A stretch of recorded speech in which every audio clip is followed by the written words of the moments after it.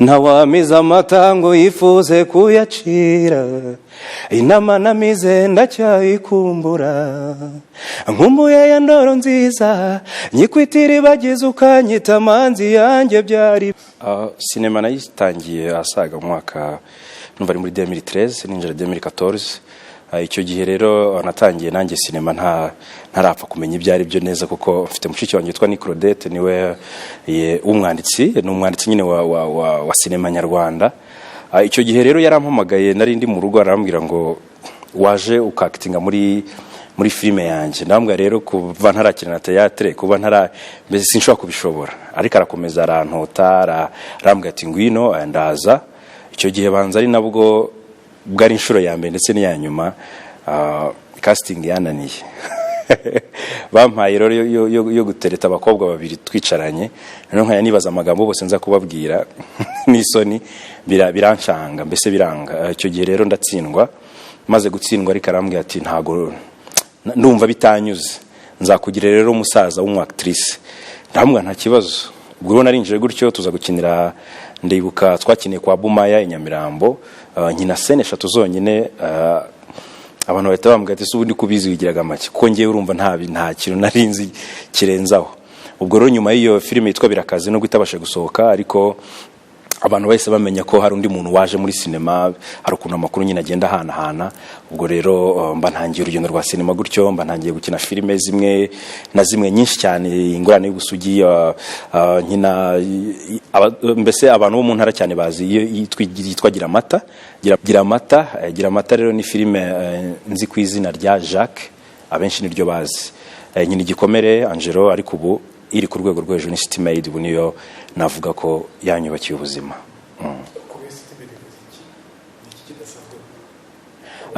City Maid ni filime yatumye tuva ku rwego twiye tujya ku rundi, kuko niho hantu twatanye no kwiga neza gukina filime. Kuko ndabyibuka casting yayo byo narayitsinze, ariko nyitsinda nyine bashaka ni uhe muhungu ushaka kuba nk'umunyamugi, umuntu ushaka kubuzi gukina kuri gitari, kandi akaba ari inzobe. Ngira amahirwe rero nayo ndayikina. Icyo yatwunguye cyane City Maid, bagiye badushikira abantu b'abahanga bakagenda baduhugura. Ndavuga nka umubyeyi wacu mukuru Kennedy, Papa Afite yagiye atubwira uburyo nshobora gukina nkava muri Manu mu izina ryanjye, nkakina ndi Nick Dimples. No kuvuga ngo ukava muri character runaka ukinjira muri character y'undi muntu. Urumva rero ntago byaga byoroshye kugira ngo uvuve ubuzima bw'undi muntu, kandi iyo message utanga umuntu abone koko ko ari wowe nyawe. Kandi ubwo iyo ugeze kuri portail wawe mu rugo uhita uhinduka Manu, hanze wari Nick.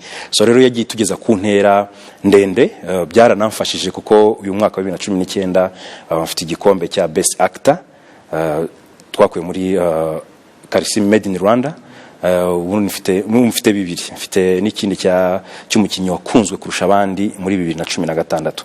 Ubwo urumva ngitangira umwuga nakinye filime nyinshi cyane, abantu bajya bambaza nyinshi nzikinira ubuntu nyinshi cyane, bajya gutanga ibikombe rero bagasanga nyine mfite filime zirenga nk'8 mu mwaka umwe, basanga nta kuntu wanyima igikombe. Rero ibyo bikombe byose mbyibitseho, ariko abantu bakomeza kuntera courage, niyo byatumye nkomeza kugera kure kugira ngo mbashe guha abanyarwanda ibiri ku mitima bibashimisha.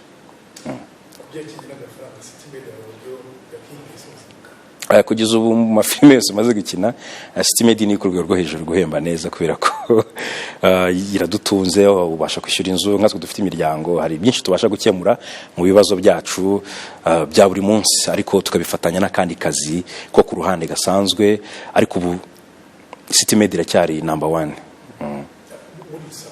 Sinema cyangwa ubugeni muri rusange, sinema, muziki, shushanya n'ibintu bitandukanye, ukoresheje ushingiye kuri experience yawe City Maid kibona filime cyangwa muri rusange ishobora gutuma umuntu akagira akazi hano mu Rwanda? Yatunga umuntu cyane, wabigira n'umwuga, kuko nk'ubu nkatwe nibyo bidutunze, kubera ko nge nizi ibijyanye n'ubwubatsi, ariko banza ntanabyibuka byaragiye.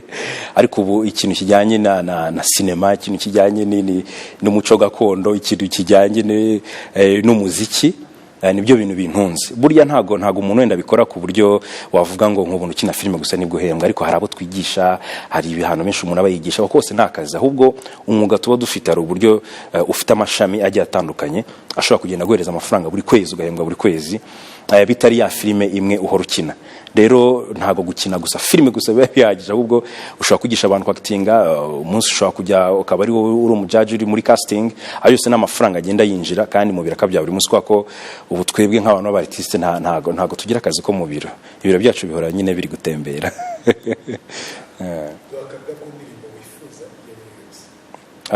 Indirimbo nifuza indirimbo nifuza ubu mparaye cyane kurenza iyindi ni indirimbo yanjye nshya imaze nk'iminsi 2 yonyine yitwa Urwakera.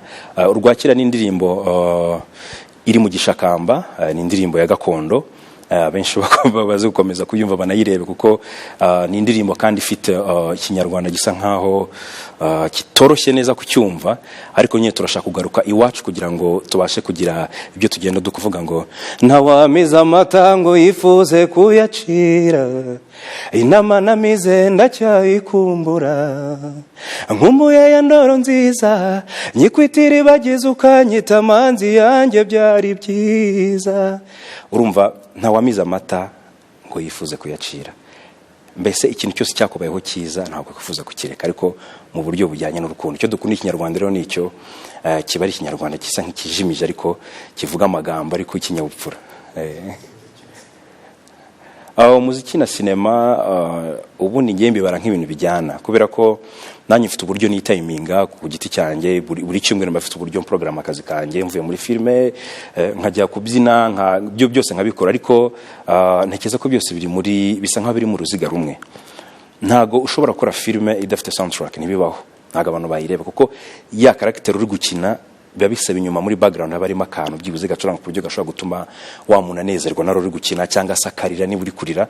Rero icyo gihe iyo twe twakoze ibyo nk'umuntu akarira ari kureba kandi azi ko ari filime, twumva ko twageze ibyo. Rero byose biba muri nava ko biba muri série crime, kuko hari igihe tuvuge nk'urugero umuntu ndabyuka ukabyuka wahembwe ukabyumva umva nta kibazo ufite, niba ugomba gucana ukumva iradiyo ukumva umuziki kugira ngo ubone kujya muri douche, aho kanyamuneza ukuri kubrosa uri kurivugiriza uko wambara uri kuririmba, izo movement zose uri muri acting mu gihe kimwe uri kuririmba kandi uri muri ibyo bintu byose, mbese ni ikintu kimeze nkaho kiri mu nzira imwe.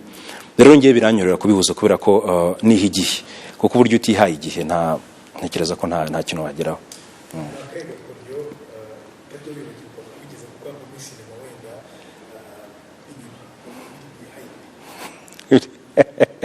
Biri behind biranagoye. Hari filime igeze gukina bita Igikomere, yari filime buri scene yari filime insaba kurira buri scene. Noneho bakambwa turi tayari, uriteguye, urumva wamaze gusharije kuko barakore ukabanza ukajya hari ukabanza ukajya muri meditation ugasoma iyo nkuru ukabanza ukayumva kugiye kuyinjiramo. Rero nta kintu kirushya nko kurira saa moya ikibyuka, kurira mu gitondo ni ibintu bivuna kuko umubiri ukiri fresh utarananirwa. Nkajya mubwira ati base mujye mureka umuntu wenda akini yorore ri mugoroba nibwo umuntu aba yananiwe abasha no kurira. Ibyo rero byaramvunaga cyane, navuga ko riko gikombe byaramvunaga kugira ngo ujye muri iyo mundi. Nuvuga ngo ndamutse ngiye muri iyo mundi telefone igasona nkayitaba mpita nyivamo, yasaba ko njyana akambwa turi tari rangiza ko batari nkagaruka. Rwo numva no kwikanira kujya muri iyo gahunda kugira ngo create icyo kintu biba ari ibintu bikaze. Abenshi rero bakambaza ngo none se ngo umuntu ngo ukinarira ngo ibyo bintu byinjira muti ngo ariko ngo wasanga utekereza nk'ibintu byakubayeho byakubabaje. Ndababwiye se tuvuge uramutse utekereje ku kintu cyakubabaje buri munsi kigeraho kikaba ikintu gisanzwe, ariko bisaba nyine yororo yinjiremo ubwo buzima bwose wumve ko bukwinjiyemo uhita ubwataka.